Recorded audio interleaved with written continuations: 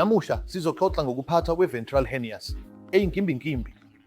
I-hernia yisimo esivame ukuthinta zonke izigaba zomphakathi, kanye nazo zonke izigaba zeminyaka yomphakathi.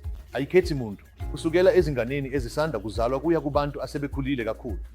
Bonke baphathwa i-hernia. Manje, i-hernia ngokuvamile iyisifo esilula kakhulu, esilula ukuphatha, futhi singalawulwa ngokuhlinzwa okuvulekile, i-laparoscopy, nokuhlinzwa kwerobhothi. Kodwa uma sikhuluma kanjalo, ama-hernia esisu ayinkimbinkimbi, kunzima kakhulu ukuwelapha. Ezinye iziguli bahlinzwa kahlanu, bahlinzwe kasithupha odongeni lwesisu, okwenza kube buthaka kakhulu, futhi kuvele izimila ezinkulu. Enye i-hernia enjalo ibizwa ngokuthi i-loss of domain hernia. Manje cabangela umgodi wesisu sakho kanye nomgodi we-hernial. Uma ubukhulu bomgodi we-hernial bukhulu kakhulu kunomgodi wesisu, kubizwa ngokuthi i-loss of domain hernias.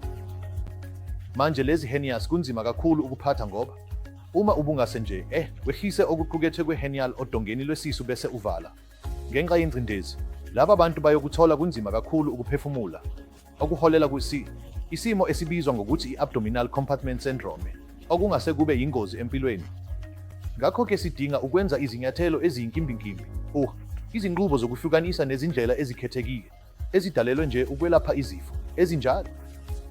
Sinezindlela eziningi ezibizwa ngokuthi ukuhlukaniswa kwezingxenye, i-preparative pneumoperitoneum, umjovo we-botulinum toxin. Konke lokhu kuyizinqubo zobuchwepheshe kakhulu, futhi zingenziwa kuphela ezikhungweni zokwenza kahle, ezinamazinga aphezulu okuqeqeshwa nobungcweti kulezi zinkinga.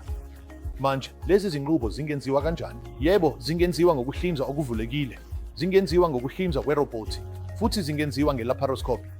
Manje kungani lezi hernia eziyinkimbinkimbi kunzima kakhulu ukuzelapha? I-hernias eyinkimbinkimbi inzima kakhulu ukwelapha, njengoba ngishilo, inombolo yokuqala ingaba ne-abdominal compartment syndrome.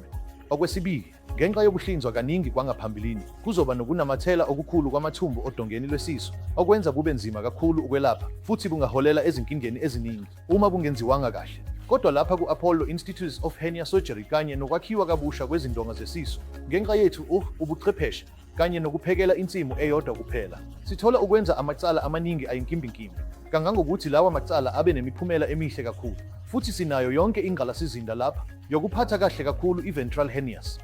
Ngiyabonga.